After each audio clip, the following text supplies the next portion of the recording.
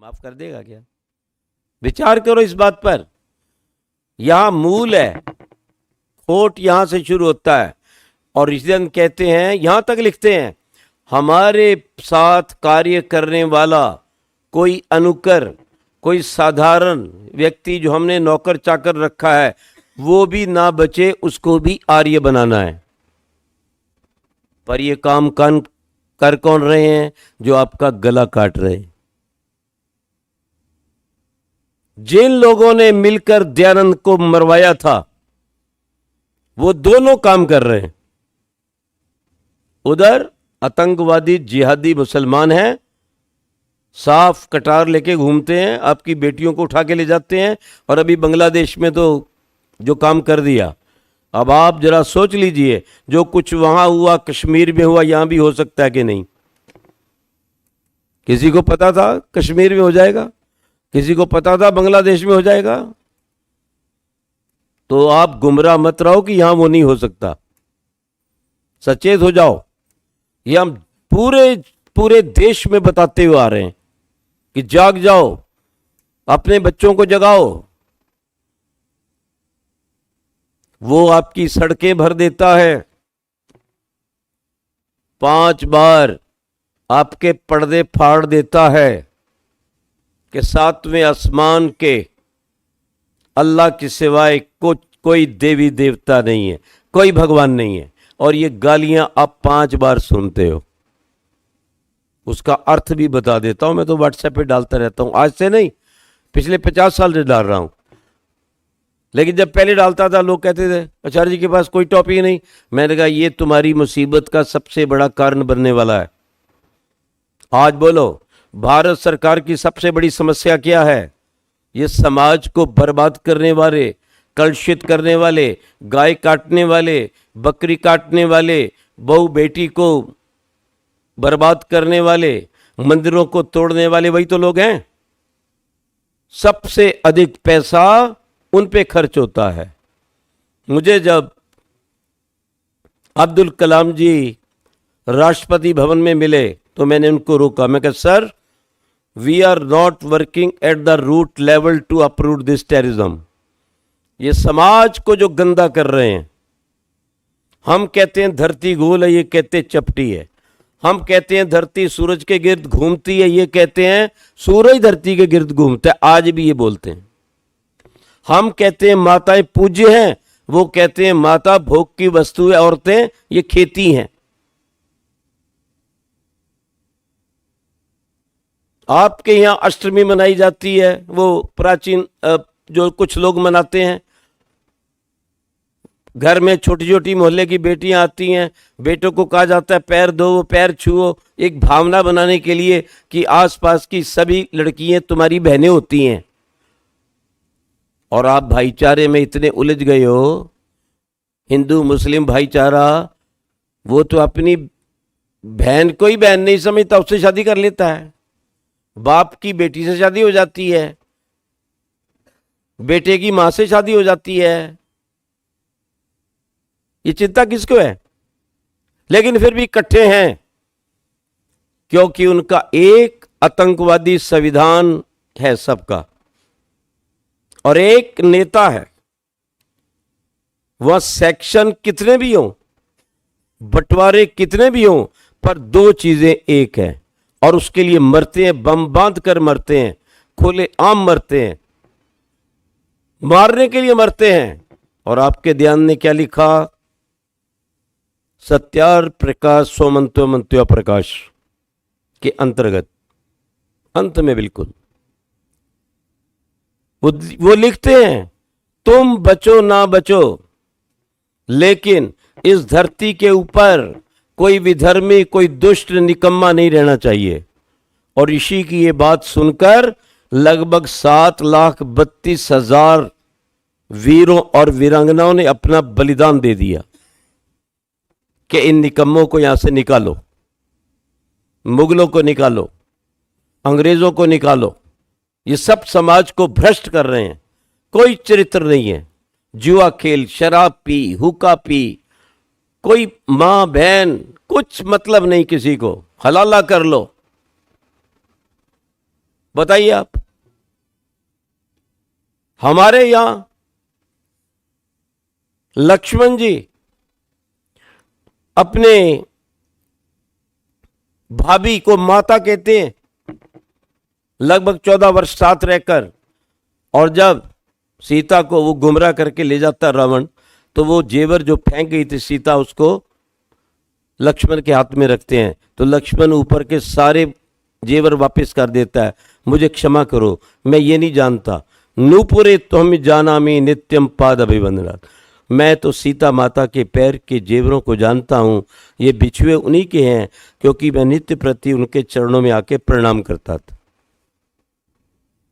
ये हमारा चरित्र है, ये आर्यों का चरित्र है, ये सनातन का चरित्र है, ये वेद का चरित्र है। लेकिन शासन किसका है? 5 बार बोपू किसका बोलता है? छाए हुए कौन है? भारत सरकार। ध्यान से सुनना, आज पजामे वालों से डरती है या पैंट वालों से? आपको भी बहुत पैंट प्रिय है, और इन्हीं पैंटों को आग लगवाई थी। जानते हो कहां पर, किसने लगवाई थी? नहीं मालूम है आपको? फिर समय मिलेगा तो बता दूंगा, और वो हमें बहुत अच्छी लगती। लेकिन भारत सरकार पैंटों से नहीं डरती। जो किसी मस्जिद में कोई पैंट वाला देखा?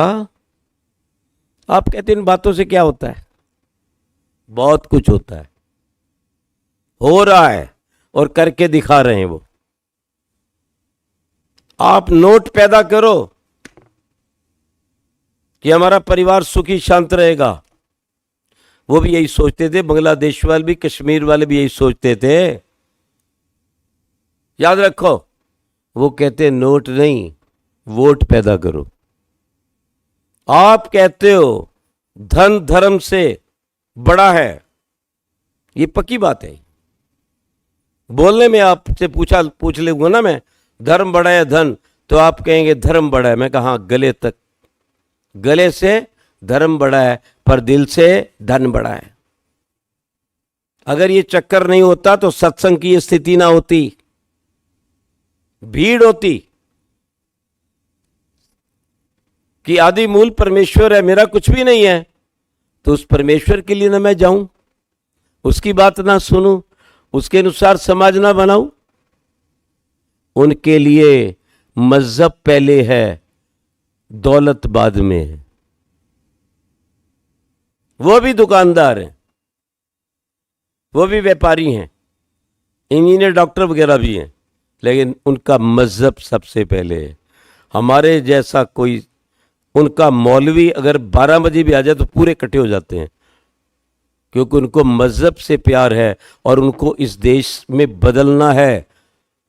जब आप 48 में थोड़े से आज़ाद हुए थे, उनके पास 6 देश थे, आज उनके पास 60 देश हैं लगभग। किसका समाज बन रहा है? सरकार किससे डरती है? किसकी वोट के लोभ के लिए दुष्ट दरिंदी पार्टियां आज मोदी का विरोध कर रही हैं? कभी सोचा? केवल वोट के लिए। ध्यान रखो इस बात को। इसलिए अगर समाज को बचाना है तो अपनी बाड़ को मजबूत करो।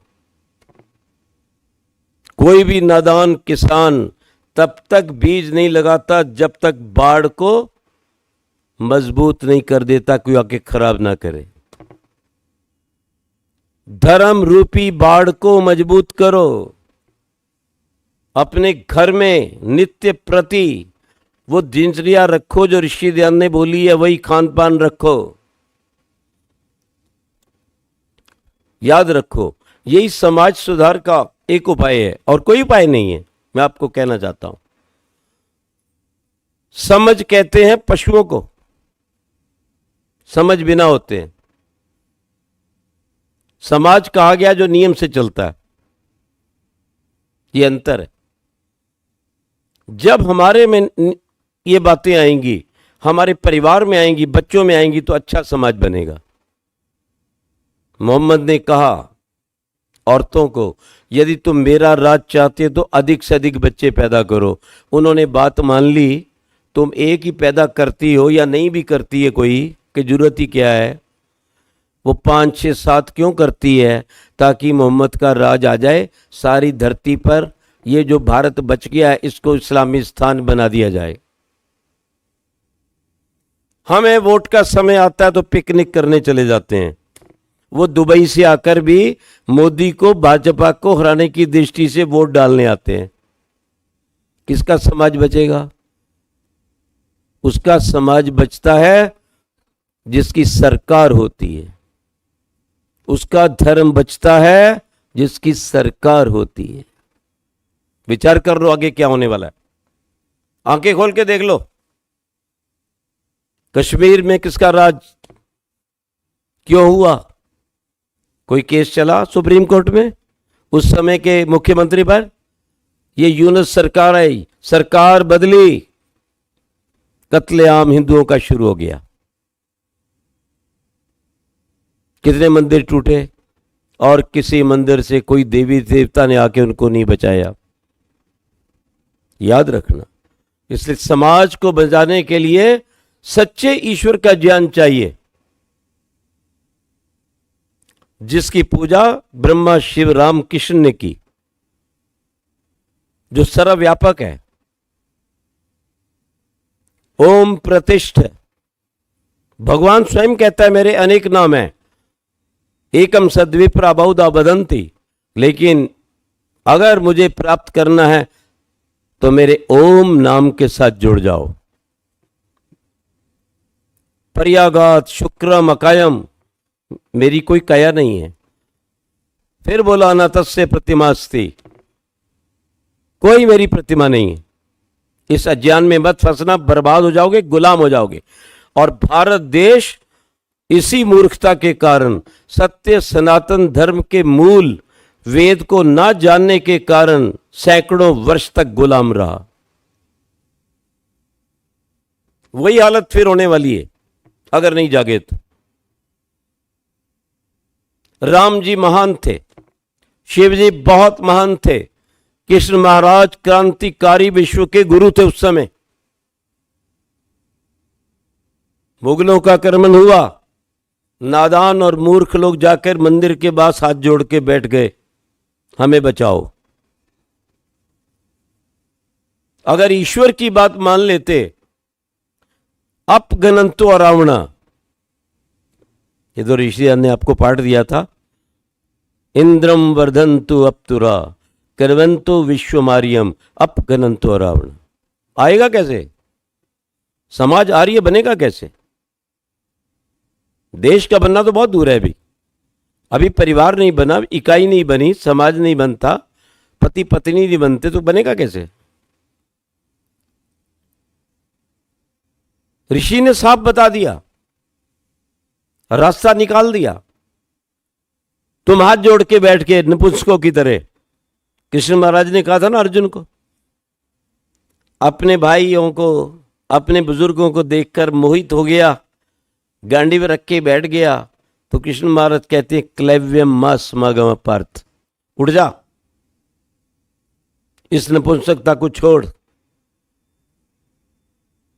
अपने क्षात्र धर्म को निभा, ईश्वर की आज्ञा पालन कर। क्या लिखा मनु ने? न आता तई वदे दोष है, अत्याचारी को मारने में कोई पाप नहीं। खड़े हो जाओ। सफाई करवा दी। अगर कृष्ण महाराज नहीं होते तो पांडव कभी जीत नहीं सकते थे। लेकिन लोग शंका करते हैं भीष्म पितामह को क्यों मरवा दिया? द्रोणाचार्य का क्या पाप था? भाई इतना ही पाप था कि गलत पार्टी में बैठे थे।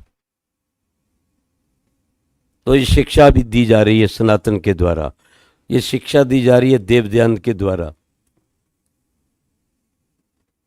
गंदी पार्टी, गंदी सोसाइटी में बैठा हुआ व्यक्ति अपना हितकारी नहीं हो सकता, उससे भी बचना है। ठीक पार्टी एक ईश्वर को निराकार माने, हाजिर नाजिर समझकर पाप ना करे, अपनी आत्मा के अनुसार व्यवहार करे, उस ब्रह्म की ब्रह्म आज्ञा के अनुसार प्रतिदिन दोनों समय ध्यान, संध्या, यज्ञ, पांचों यज्ञ करे, सत्संग में आए, दूसरों को बुलाए। तभी तो ऋषिदान ने आर्य समाज की स्थापना की थी कि रोज तो तुम नहीं मिल सकते, पर सप्ताह में एक दिन तो मिल लिया करो तो बच जाओगे। इकट्ठे रहोगे तो शक्ति बनेगी, कोई बुरी निगाह से नहीं देखेगा, वो कहेगा इसके पीछे तो बहुत आदमी है। बस ये हम भूल गए। हम कहते हैं हमारे घर में हर चीज है, कार है, कोठी है, सोना चांदी है, खाना पीना बढ़िया बढ़ रहा, हमें लेना क्या है समाज। एक एक करके सब मारे गए। इस देश में यही हुआ था, इसलिए ऋषिजन जानते थे। उन्होंने बोले इकट्ठे हो जाओ, आर्य बनो, देवों के मार्ग पर चलो, और ऐसा राज्य बनाओ, ऐसी राज्य व्यवस्था बनाओ कि अपघनंतो अरावणा वयम तुभ्यम बलिता श्याम। हमें बलिदान होना पड़े कोई बात नहीं, पर दुष्ट नीच तुम्हारा शासक ना बने। मानो दुष्ंस ईशत। जब भी किसी समाज का सरप्रस्त दुष्ट बनेगा, समाज समाप्त हो जाएगा। ये दो उदाहरण बहुत बड़े आपके सामने हैं।